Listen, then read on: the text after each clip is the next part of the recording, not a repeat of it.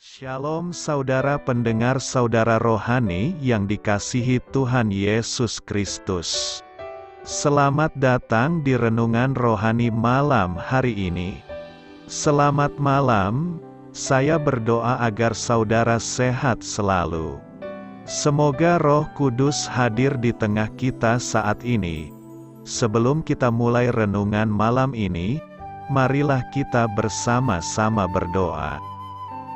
Bapa kami yang di surga, Bapa di dalam nama Tuhan Yesus Kristus, kami sungguh mengucap syukur, ya Tuhan, oleh karena Engkau sangat baik buat kami. Engkau ada bersama kami dan menopang hidup kami di siang hari dan di malam hari. Engkau ada bersama-sama dan menyertai kami.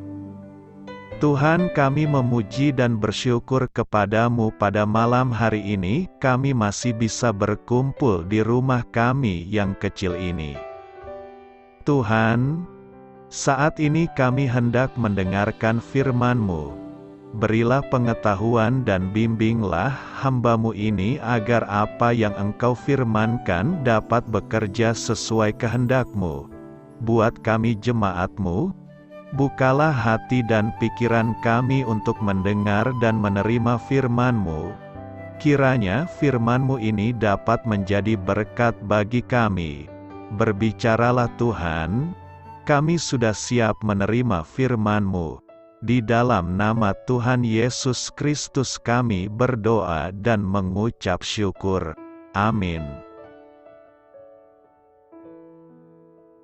Sahabat saudara rohani, pembacaan ayat emas Alkitab renungan kita malam hari ini.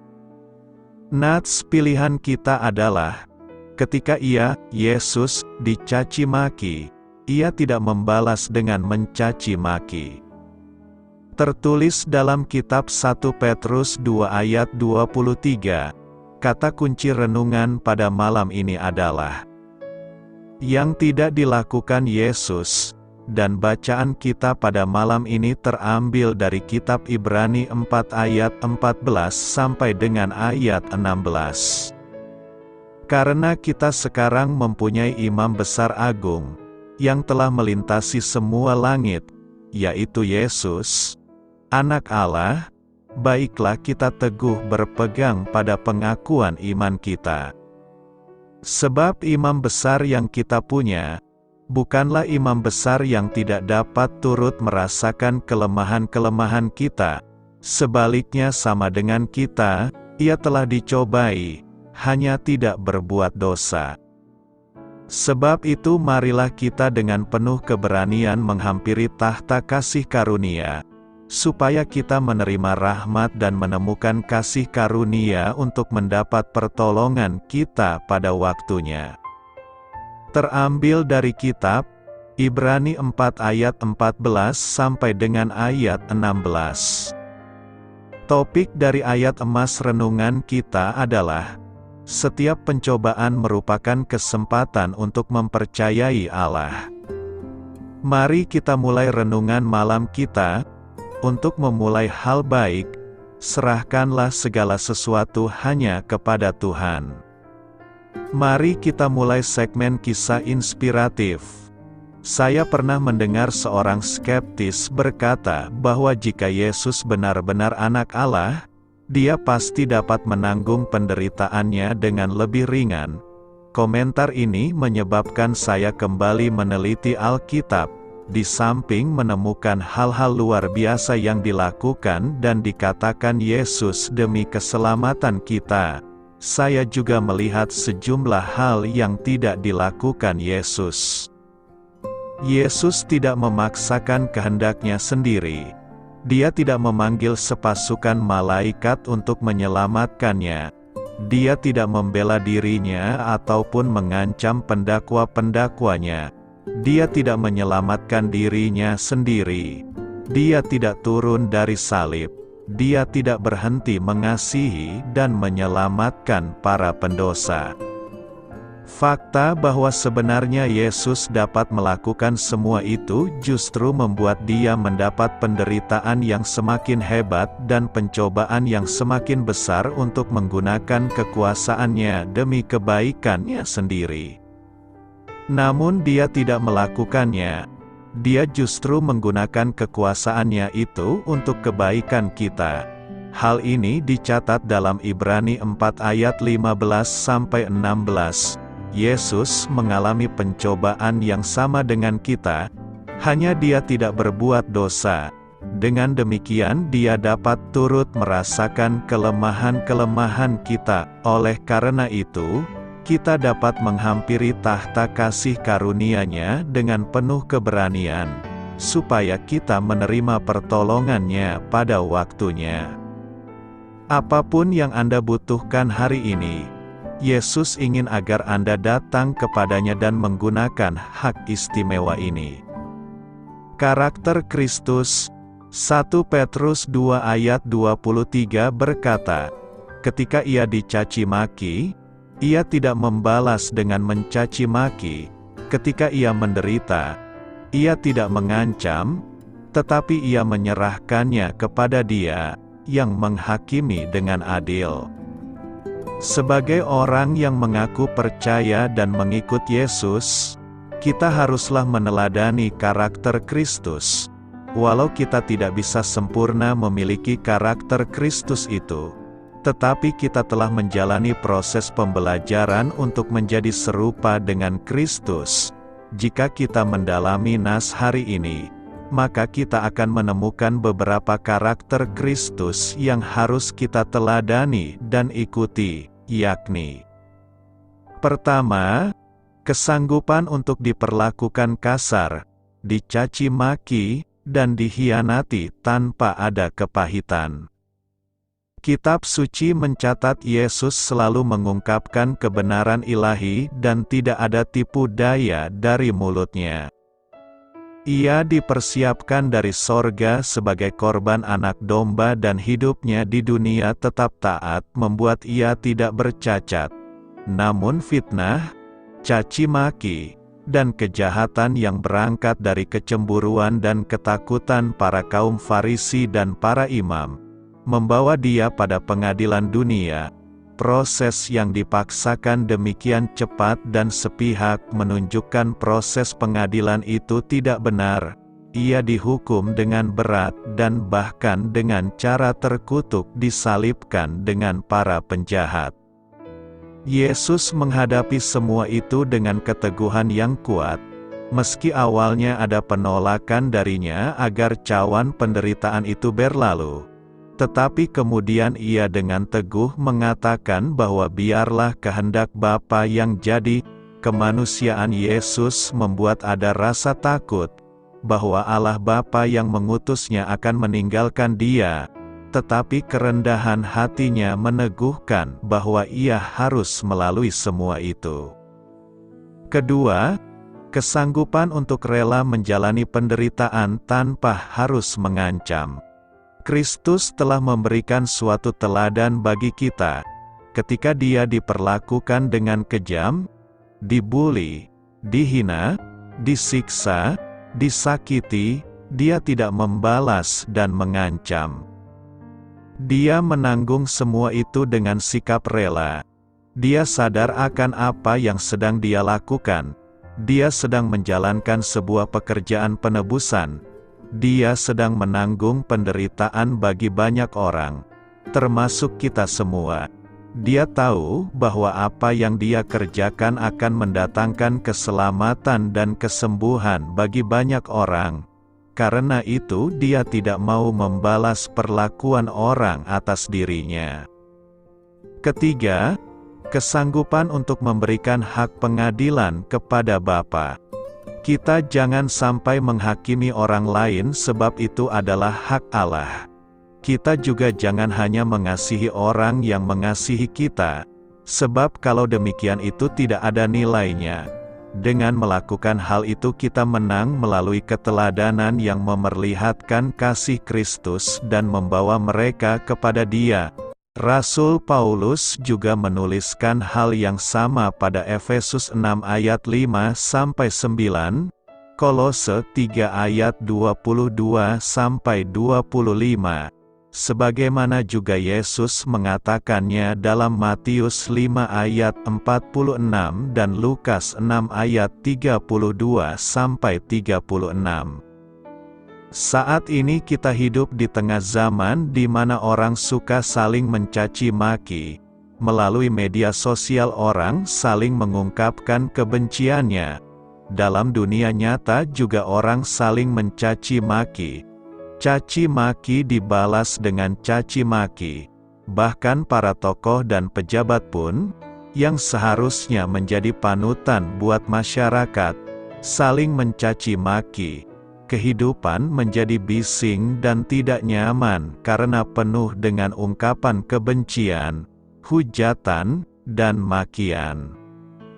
Pola hidup dunia mengajarkan jika kita disakiti oleh orang lain, kita harus membalasnya dengan menyakiti.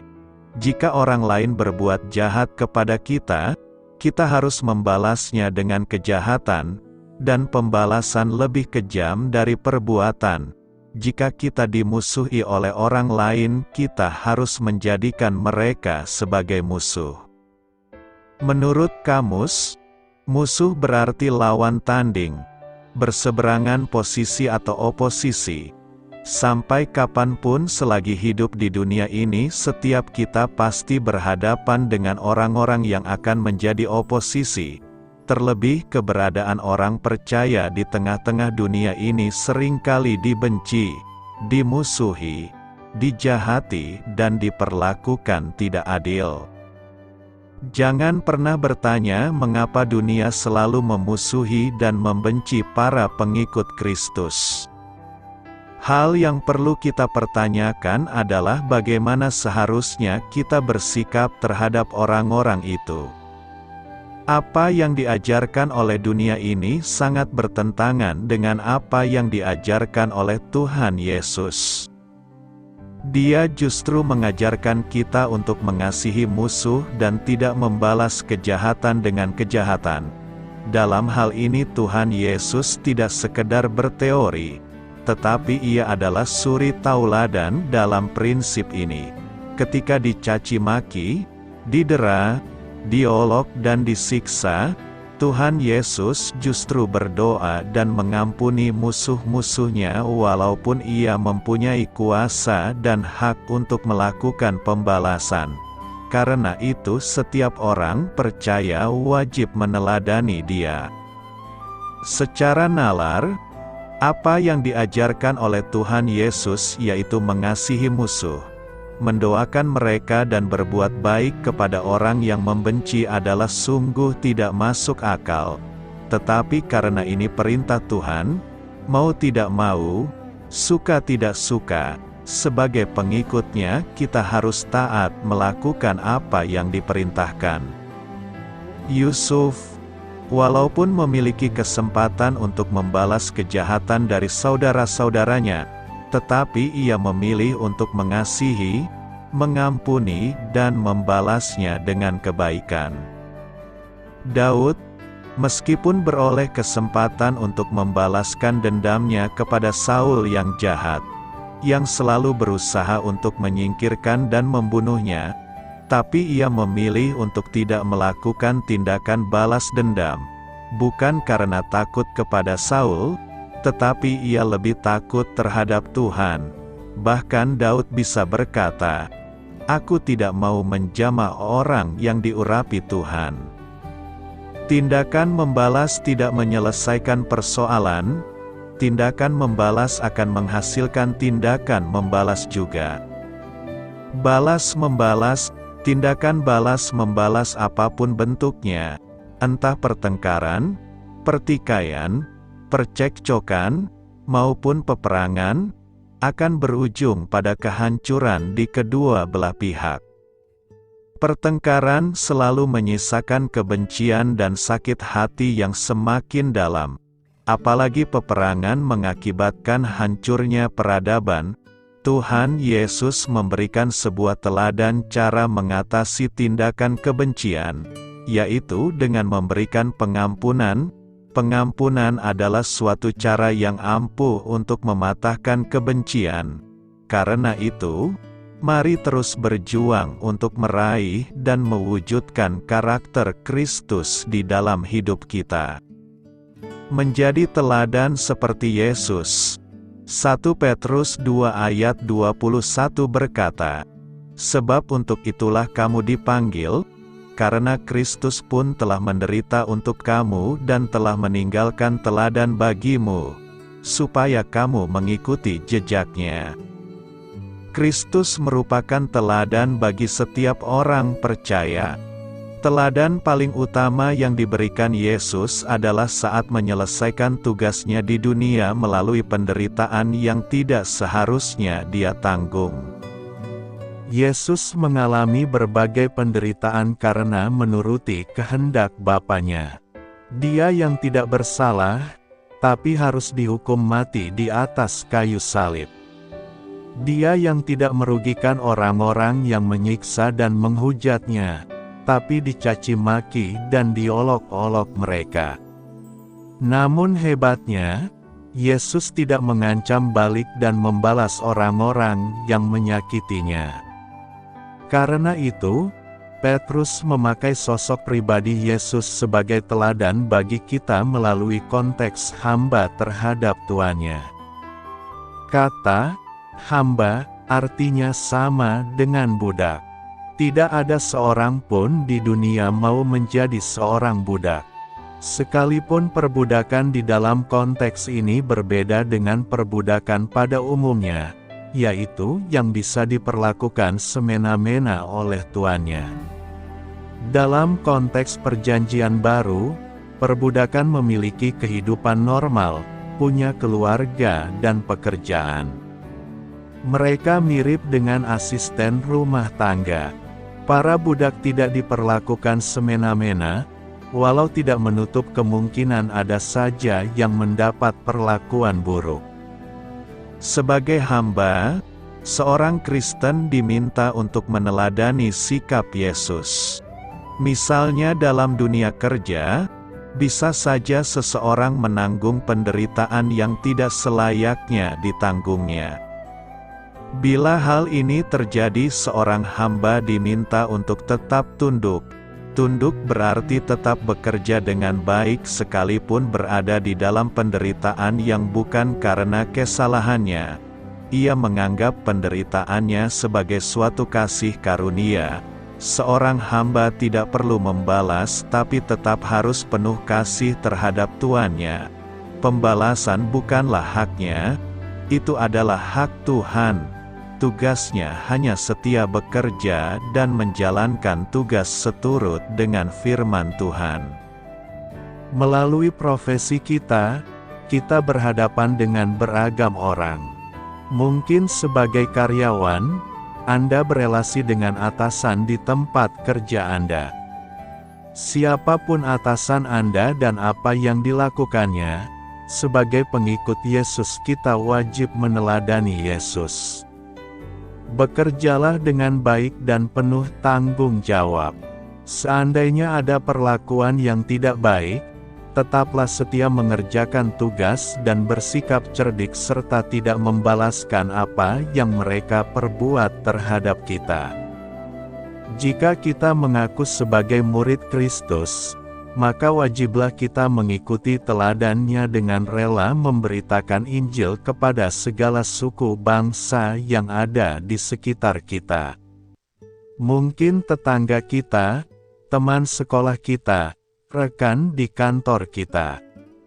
Tidak hanya memberitakan Injil, tetapi kita juga wajib memuridkan mereka agar mereka bertumbuh di dalam Tuhan. Karena itu, biarlah kita semua tidak hanya sekedar menjadi orang Kristen, tetapi menjadi murid Kristus yang sejati dengan pertolongan dan kekuatan Roh Kudus. Apa kata Alkitab mengenai sikap seorang Kristen? Ketika menulis dari sebuah sel penjara di Roma, Rasul Paulus menulis tentang sikap yang dibutuhkan seorang Kristen. Hanya, hendaklah hidupmu berpadanan dengan Injil Kristus. Ia memberitahu kita bahwa ketika hal-hal seperti gangguan yang tak terduga, kekecewaan, dan kesulitan terjadi, kita harus memberi respon dengan sikap yang mencerminkan Kristus. Paulus kemudian menulis, "Hendaklah kamu dalam hidupmu bersama, menaruh pikiran dan perasaan yang terdapat juga dalam Kristus Yesus." Ia juga mendukung di dalam Efesus 5 ayat 1 supaya kita menjadi penurut-penurut Allah, seperti anak-anak yang kekasih. Sebagaimana anak-anak suka menirukan apa yang mereka lihat dan mengulangi apa yang mereka dengar, kita juga diperintahkan untuk mencerminkan dan menirukan perilaku Kristus. Yesus mempertahankan sikap yang sempurna dalam setiap situasi karena ia telah berdoa tentang segala sesuatu dan tidak khawatir terhadap apapun juga. Sehingga, kita pun perlu mencari bimbingan Allah dalam setiap aspek kehidupan kami dan membiarkan Dia mengerjakan kehendak-Nya yang sempurna tanpa gangguan. Yesus tidak pernah bersikap defensif, kecewa, atau depresi karena tujuannya adalah menyenangkan Bapanya, bukan mengejar agendanya pribadi. Di tengah pencobaan, Ia sabar. Di tengah penderitaan, Ia berharap. Di tengah berkat, Ia rendah hati. Meskipun dihujani ejekan, kekerasan, dan pelecehan, Ia tidak membalas dengan mencaci maki. Ketika Ia menderita, Ia tidak mengancam, tetapi Ia menyerahkannya kepada Dia yang menghakimi dengan adil. Ketika Paulus menyarankan supaya kita menaruh pikiran dan perasaan yang terdapat juga dalam Kristus Yesus, ia telah merangkum sikap tersebut dalam kedua ayat sebelumnya: ketidakegoisan, rendah hati, dan pelayanan.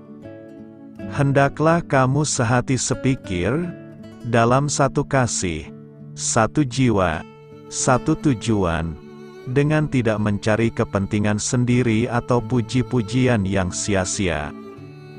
Sebaliknya hendaklah dengan rendah hati yang seorang menganggap yang lain lebih utama daripada dirinya sendiri.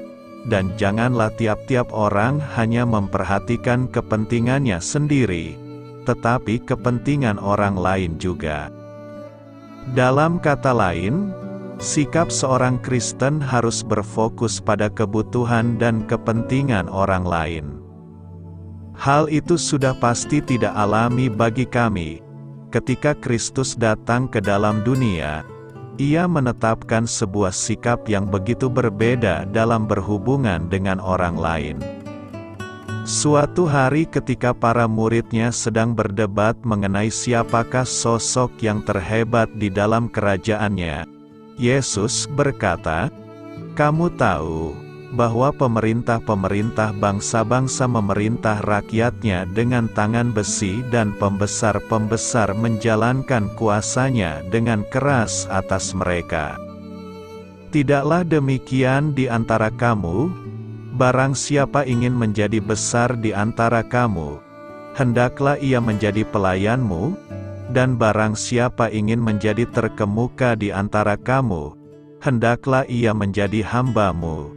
Sama seperti Anak Manusia datang bukan untuk dilayani, melainkan untuk melayani dan untuk memberikan nyawanya menjadi tebusan bagi banyak orang." Yesus sedang mengajar bahwa, ketika kita terlalu asyik mengurus kepentingan kita pribadi, maka konflik dan masalah lainnya timbul dengan sesama kita. Sebaliknya, Allah menginginkan supaya kita bersikap terlibat dalam mengasihi dan memenuhi kepentingan orang lain. Paulus meneruskan ajarannya tentang sikap Kristus ini dalam suratnya kepada jemaat di Efesus. "Kamu, berhubung dengan kehidupan kamu yang dahulu, harus menanggalkan manusia lama, yang menemui kebinasaannya oleh nafsunya yang menyesatkan, supaya kamu dibaharui di dalam roh dan pikiranmu, dan mengenakan manusia baru, yang telah diciptakan menurut kehendak Allah di dalam kebenaran dan kekudusan yang sesungguhnya. Banyak agama di zaman ini, termasuk filsafat New Age, mempromosikan dusta bahwa manusia bersifat ilahi dan atau kita dapat menjadi ilah-ilah kecil. Namun kenyataannya sebaliknya, kita tidak pernah dapat menjadi Allah, ataupun ilah. Dusta setan yang tertua ialah janji bahwa jika Adam dan Hawa mengikuti sarannya, kamu akan menjadi seperti Allah. Setiap kali kita berusaha mengendalikan keadaan kita, masa depan kita, dan orang-orang di sekeliling kita, kita hanya menunjukkan bahwa kita berusaha menjadi ilah. Dengan demikian kita harus mengerti bahwa, sebagai makhluk ciptaan, kita tidak mungkin menjadi sang pencipta. Allah tidak menginginkan kami menjadi ilah. Sebaliknya, Ia ingin supaya kita menyerupainya dalam mencerminkan nilai-nilainya, sikapnya, dan karakternya. Maksudnya ialah supaya kita dibaharui di dalam roh dan pikiranmu, dan mengenakan manusia baru, yang telah diciptakan menurut kehendak Allah di dalam kebenaran dan kekudusan yang sesungguhnya. Pada akhirnya, kita tidak boleh lupa bahwa tujuan utama Allah bagi para anak-Nya bukanlah kenyamanan kita, melainkan pembaharuan pikiran kita kepada sikap yang saleh. Ia menginginkan supaya kita berkembang secara rohani, semakin menyerupai Kristus. Keadaan menyerupai Kristus tidak berarti kita kehilangan kepribadian kita atau menjadi robot. Keserupaan dengan Kristus berhubungan dengan pembaharuan pikiran kita. Sekali lagi, Paulus menghimbau, janganlah kamu menjadi serupa dengan dunia ini, tetapi berubahlah oleh pembaharuan budimu, sehingga kamu dapat membedakan manakah kehendak Allah, apa yang baik, yang berkenan kepada Allah dan yang sempurna. Ialah kehendak Allah supaya kita mencapai pola pikir yang digambarkan dalam khotbah Yesus di bukit, supaya kita menghasilkan buah-buah roh, dan mempraktekkan prinsip-prinsip kasih Paulus, dan menyesuaikan kehidupan kita dengan pola karakter Petrus yang efektif dan produktif. Apa artinya Yesus adalah Imam Besar Agung? Imam Besar Agung adalah salah satu sebutan untuk Yesus selain Mesias, Juru Selamat, Anak Allah, Anak Manusia, Teman orang berdosa. Setiap nama memiliki aspek yang berarti tentang siapakah Dia dan apa artinya buat kita. Di dalam kitab Ibrani, Yesus disebut sebagai Imam Besar. Kata imam mempunyai beberapa makna utama. Pertama, berarti seseorang yang bertindak dalam pelayanan keagamaan. Kedua, berarti orang yang kudus dan memisahkan dirinya dari hal duniawi untuk menjalani pelayanannya. Kata imam di Alkitab muncul pertama kali di kitab Kejadian pasal 14. Abraham, sahabat Allah, berperang untuk menyelamatkan keponakannya, Lot, yang telah ditangkap oleh tentara Elam. Saat dia pulang, Abraham bertemu dengan Melkisedek, Raja Salem dan Imam Allah yang Maha Tinggi. Orang ini, yang namanya berarti Raja Kebenaran, diberkati oleh Abraham dan Imam Allah yang paling tinggi yang telah memberikan kemenangan untuk Abraham. Sebagai gantinya, Abraham memberikan persepuluhan dari semua barang rampasan saat perang kepada Melkisedek. Abraham menganggap Melkisedek, dalam kapasitasnya sebagai Imam Allah, sebagai posisi yang paling tinggi. Beberapa tahun kemudian, cucu Abraham, Lewi, dipilih oleh Allah untuk menjadi bapa bagi suku Imam. Ketika hukum Taurat telah diturunkan di atas Gunung Sinai, suku Lewi dianggap sebagai pelayan bagi kemah suci, sementara keluarga Harun menjadi imam. Imam bertanggung jawab sebagai perantara antara Allah dengan manusia, dengan memberikan persembahan-persembahan yang dituntut oleh hukum Taurat. Di antara para imam, seseorang akan dipilih sebagai imam yang paling tinggi. Dia akan masuk ke tempat yang paling suci, sekali setahun, di hari penebusan untuk meletakkan darah kurban di atas tabut perjanjian. Dengan melakukan pengorbanan harian dan tahunan, dosa manusia secara sementara dihapuskan hingga Mesias kelak datang untuk menebus dosa mereka. Ketika Yesus disebut sebagai imam yang maha tinggi, sebutan ini terkait erat dengan dua cerita di atas.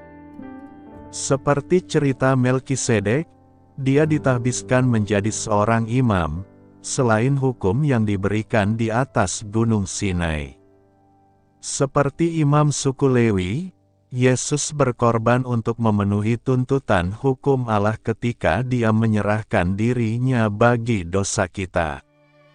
Tidak seperti imam-imam Lewi, yang secara terus-menerus melakukan pengorbanan, Yesus menyerahkan dirinya sebagai korban penebusan, yang sanggup menebus semua manusia yang mau datang kepada Allah melalui Dia. Satu hal yang paling penting tentang status keimaman Yesus. Setiap imam dipilih di antara iman yang lainnya. Yesus, yang adalah Allah sejak dari kekekalan, rela menjadi manusia, menderita dan mati untuk melayani kita sebagai imam besar agung sebagai manusia. Dia juga memiliki kelemahan dan godaan yang sama dengan kita, sehingga dia dapat merasakan semua pergumulan yang kita alami. Yesus lebih besar daripada imam lainnya, sehingga dia disebut sebagai imam besar agung kita di dalam Ibrani 4 ayat 14, yang memberikan kita keberanian untuk datang, menghampiri tahta kasih karunia, supaya kita menerima rahmat dan menemukan kasih karunia untuk mendapat pertolongan kita pada waktunya. Berani menghampiri tahta kasih karunia Tuhan. Ibrani 4 ayat 16 berkata, "Sebab itu marilah kita dengan penuh keberanian menghampiri tahta kasih karunia, supaya kita menerima rahmat dan menemukan kasih karunia untuk mendapat pertolongan kita pada waktunya." Keberanian adalah kunci kesuksesan. Keberanian sangat kita butuhkan untuk menghampiri tahta kasih karunia Allah. Ada banyak hal yang membuat kita tidak mampu menghampiri tahta kasih karunia Tuhan dengan berani. Mungkin kita ragu bahwa Tuhan mau menolong kita, atau kita merasa tidak pantas untuk menghampiri tahta kasih karunia Tuhan. Mari kita melihat kisah Yosua, ketika 5 raja orang Amori menggempurnya saat bangsa Israel sedang berdiam di daerah Gibeon. Pasukan yang mereka hadapi saat itu sangat mengenal area pertempuran dan jumlahnya pun lebih banyak dari tentara Israel. Namun, dengan berani Yosua memimpin barisannya maju berperang. Ia percaya bahwa Tuhan menyertai mereka dan sesuai janjinya, Dia akan menyerahkan para musuhnya ke dalam tangannya. Tuhan pun mengirim roh kebingungan dan menurunkan hujan batu untuk meluluh lantakkan pasukan Amori. Setelah itu, Yosua bahkan meminta agar matahari dan bulan berhenti. Alkitab mencatat bahwa tidak pernah ada hari seperti itu, sebelum dan sesudahnya, di mana Tuhan mendengarkan seorang manusia dengan cara demikian. Seperti Yosua, saat berbagai masalah menerpa dan mengepung kita, marilah dengan penuh keberanian kita menghampiri tahta kasih karunia-Nya. Terlebih lagi karena kita telah memiliki Yesus sebagai imam besar yang menjadi pengantara kita dengan Allah. Percayalah, Tuhan sudah menentukan kita untuk menjadi pemenang atas kehidupan kita di dunia ini.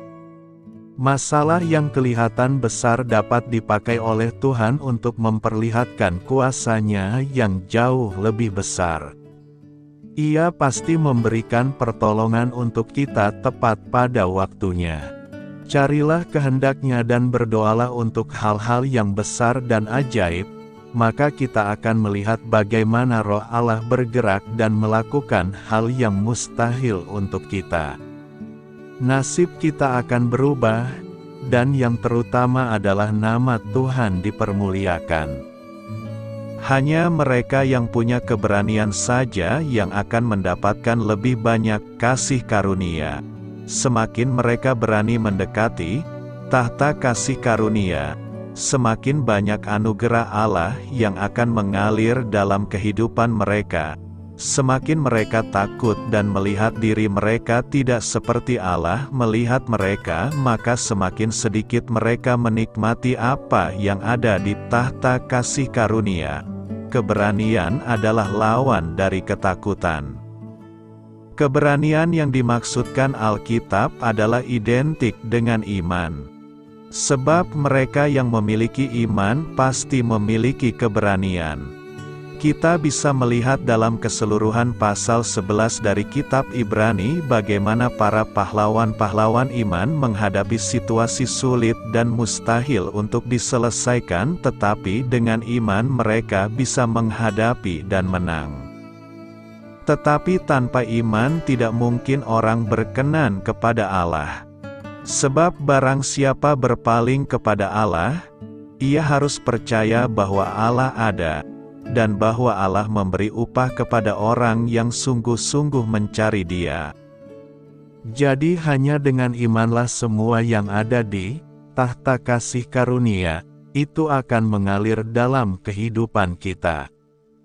Karena itu, hampirilah setiap waktu tahta kasih karunia, dengan iman sebab di sana telah duduk imam besar agung kita yang siap membela kita, maka kita akan menerima rahmat dan menemukan kasih karunia untuk mendapat pertolongan kita pada waktunya. Iman membuahkan keberanian, ketakutan membuahkan kebimbangan. Pertanyaannya adalah hal apa yang akan kita alami ketika kita berani menghampiri tahta kasih karunia? Pertama, kita dapat bergaul dalam keintiman dengan Bapa Sorgawi.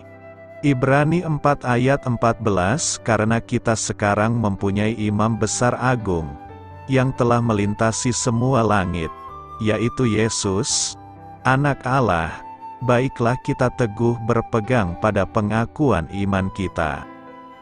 Imam besar adalah orang nomor satu di dalam sistem keimaman dalam kepercayaan Yudaisme.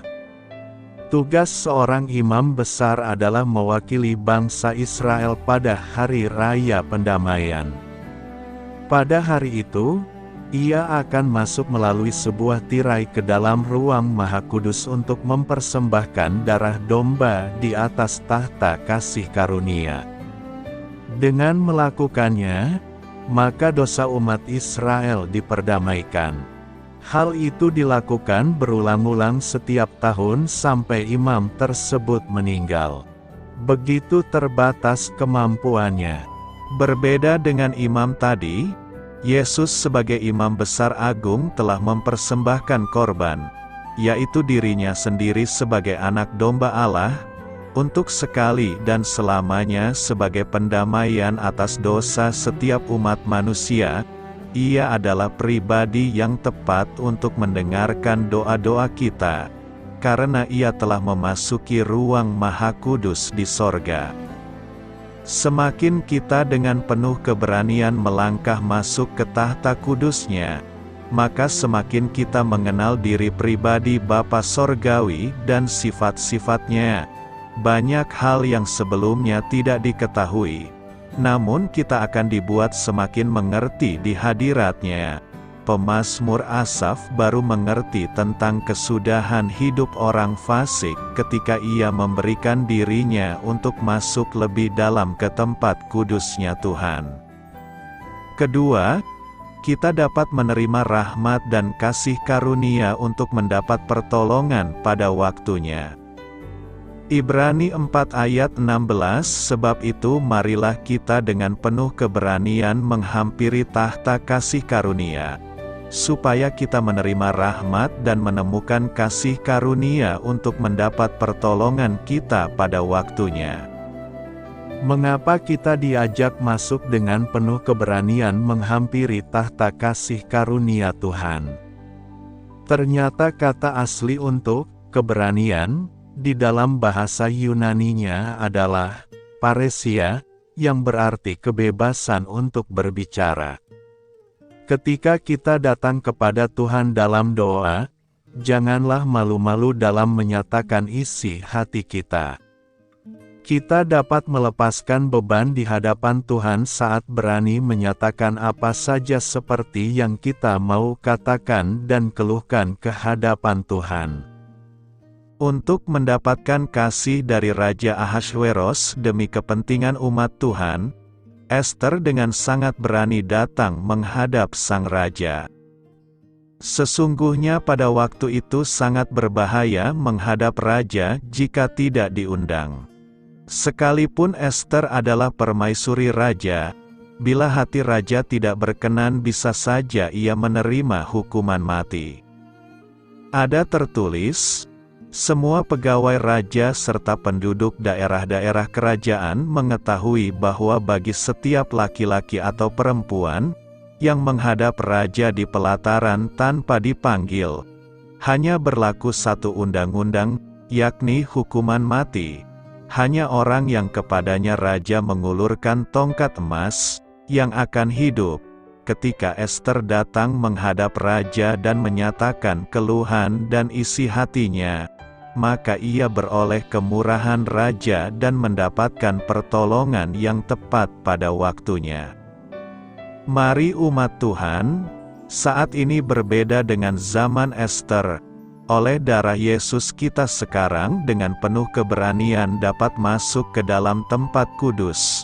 Karena Yesus sendiri telah membuka jalan yang baru dan yang hidup bagi kita melalui tabir, yaitu dirinya sendiri, dan akhirnya kita dapat menghadap hadirat Allah setiap saat.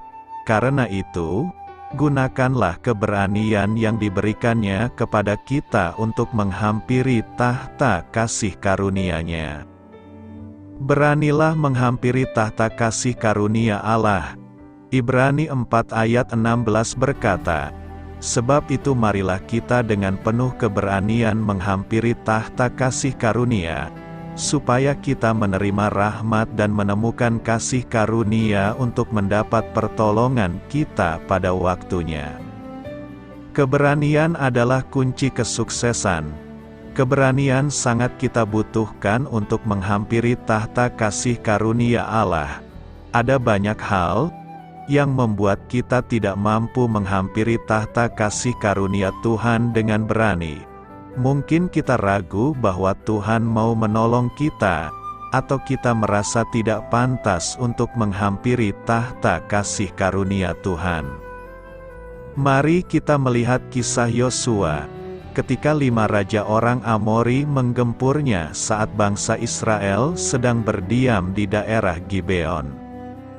Pasukan yang mereka hadapi saat itu sangat mengenal area pertempuran dan jumlahnya pun lebih banyak dari tentara Israel.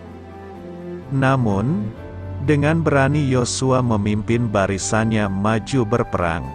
Ia percaya bahwa Tuhan menyertai mereka dan sesuai janjinya, Dia akan menyerahkan para musuhnya ke dalam tangannya. Tuhan pun mengirim roh kebingungan dan menurunkan hujan batu untuk meluluh lantakkan pasukan Amori. Setelah itu, Yosua bahkan meminta agar matahari dan bulan berhenti. Alkitab mencatat bahwa tidak pernah ada hari seperti itu, sebelum dan sesudahnya, di mana Tuhan mendengarkan seorang manusia dengan cara demikian. Seperti Yosua, saat berbagai masalah menerpa dan mengepung kita, marilah dengan penuh keberanian kita menghampiri tahta kasih karunia-Nya. Terlebih lagi karena kita telah memiliki Yesus sebagai imam besar yang menjadi pengantara kita dengan Allah. Percayalah, Tuhan sudah menentukan kita untuk menjadi pemenang atas kehidupan kita di dunia ini. Masalah yang kelihatan besar dapat dipakai oleh Tuhan untuk memperlihatkan kuasa-Nya yang jauh lebih besar. Ia pasti memberikan pertolongan untuk kita tepat pada waktunya. Carilah kehendak-Nya dan berdoalah untuk hal-hal yang besar dan ajaib, maka kita akan melihat bagaimana Roh Allah bergerak dan melakukan hal yang mustahil untuk kita. Nasib kita akan berubah, dan yang terutama adalah nama Tuhan dipermuliakan. Hanya mereka yang punya keberanian saja yang akan mendapatkan lebih banyak kasih karunia. Semakin mereka berani mendekati tahta kasih karunia, semakin banyak anugerah Allah yang akan mengalir dalam kehidupan mereka. Semakin mereka takut dan melihat diri mereka tidak seperti Allah melihat mereka, maka semakin sedikit mereka menikmati apa yang ada di tahta kasih karunia. Keberanian adalah lawan dari ketakutan. Keberanian yang dimaksudkan Alkitab adalah identik dengan iman. Sebab mereka yang memiliki iman pasti memiliki keberanian. Kita bisa melihat dalam keseluruhan pasal 11 dari kitab Ibrani bagaimana para pahlawan-pahlawan iman menghadapi situasi sulit dan mustahil untuk diselesaikan, tetapi dengan iman mereka bisa menghadapi dan menang. Tetapi tanpa iman tidak mungkin orang berkenan kepada Allah. Sebab barang siapa berpaling kepada Allah, ia harus percaya bahwa Allah ada, dan bahwa Allah memberi upah kepada orang yang sungguh-sungguh mencari Dia. Jadi hanya dengan imanlah semua yang ada di tahta kasih karunia itu akan mengalir dalam kehidupan kita. Karena itu, hampirilah setiap waktu tahta kasih karunia dengan iman, sebab di sana telah duduk imam besar agung kita yang siap membela kita, maka kita akan menerima rahmat dan menemukan kasih karunia untuk mendapat pertolongan kita pada waktunya. Iman membuahkan keberanian, ketakutan membuahkan kebimbangan. Beritakanlah Injil kepada segala makhluk, hormatilah semua orang. Selamat beristirahat malam dalam kasih setia Tuhan. Doa saya menyertai saudara sekalian. Mari bertumbuh dalam iman bersama saudara rohani. Saya memberkati Anda agar sewaktu Anda mencarinya dari Dia, Bapa Surgawi Anda akan memberikan bagi Anda roti harian Anda. Dalam nama Yesus Kristus, Tuhan yang berkuasa atas alam semesta dan menuntun kita kepada iman yang menyelamatkan, Tuhan Yesus menyertai senantiasa. Terima kasih sudah berkenan mendengarkan renungan malam saudara rohani. Tuhan memberkati. Amin.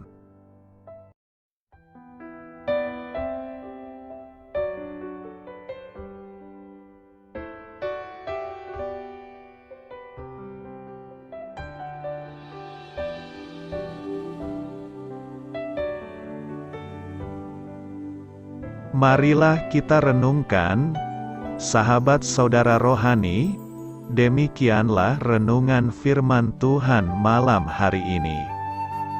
Semoga menjadi berkat di dalam hidup kita dan menjadikan kita pribadi yang lebih baik. Sebelum kita beristirahat pada malam hari ini, marilah kita berdoa. Bapa kami yang di surga, Bapa, di dalam nama Tuhan Yesus Kristus, kami sungguh mengucap syukur, ya Tuhan, oleh karena Engkau sangat baik buat kami. Engkau ada bersama kami dan menopang hidup kami di siang hari dan di malam hari. Engkau ada bersama-sama dan menyertai kami, ya Tuhan Yesus. Kami mengucap syukur untuk firman-Mu, ya Tuhan, yang memberikan kami kekuatan dan menyadarkan kami bahwa kami tidak perlu takut dengan gelap dan malam. Sebab Tuhan, Engkau ada bersama kami. Engkau melindungi kami dan menjadi perisai bagi kami hamba-Mu berdoa saat ini. Tuhan, untuk setiap pendengar renungan ini yang mengalami ketakutan, kecemasan, kegelisahan, pada situasi gelap dan malam hari di dalam nama Tuhan Yesus Kristus. Kuasa Tuhan melepaskan mereka dari segala ikatan roh-roh ketakutan yang mengikat mereka saat ini. Tuhan melepaskan setiap anak-anak-Mu dari segala rasa takut dan kecemasan. Di dalam nama Tuhan Yesus, segala kuasa-kuasa roh jahat, kuasa setan iblis yang mengganggu anak-anak-Mu, ya Tuhan, tolong hancurkan dan halaukan dengan kuasa-Mu. Dalam nama Tuhan Yesus Kristus, berkati setiap kami anak-anak-Mu, ya Tuhan, dan lindungilah kami. Kami aman di dalam Engkau. Ya Tuhan, penuhilah setiap hati kami dengan keberanian, damai sejahtera, dan sukacita serta ketenangan yang dari Tuhan. Berkati kami di malam hari ini, saat kami tidur dan beristirahat. Kuasa-Mu, ya Tuhan, menaungi setiap kami, memberkati dan melindungi kami. Bangunkanlah kami kembali besok pagi dengan kekuatan yang baru, tubuh yang sehat diberkati Tuhan, dan berkat-berkat yang baru Tuhan sediakan bagi kami. Terima kasih, ya Tuhan. Kami sungguh mengucap syukur untuk firman-Mu yang menguatkan kami. Dalam nama Tuhan Yesus Kristus Juru Selamat kami, Bapa kami yang baik, kami mengucap syukur dan berdoa haleluya. Amin. Biarlah firman Tuhan menjadi pengingat untuk kita semua, bahwa tuntunan dari Roh Kudus akan selalu memberi jalan keluar bagi setiap permasalahan hidup kita, dan memberi kedamaian di hati kita. Amin. Sampai jumpa di renungan malam saudara rohani berikutnya.